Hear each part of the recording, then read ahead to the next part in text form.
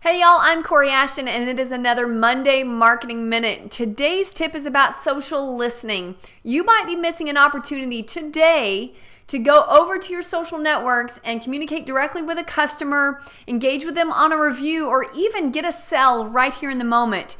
If you're not doing social listening, specifically listening to maybe, let's say, Facebook, and getting notifications right away, you could be missing opportunities. I'm going to show you right now how to set those up inside of Facebook.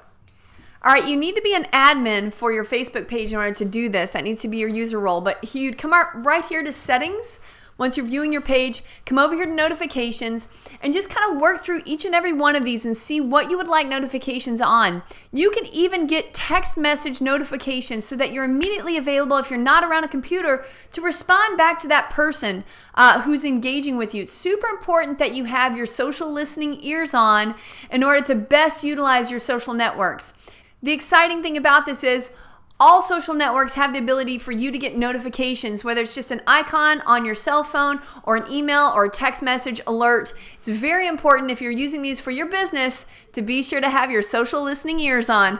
Hope this helps you with another Monday Marketing Minute. I'll see you next week. Bye, y'all.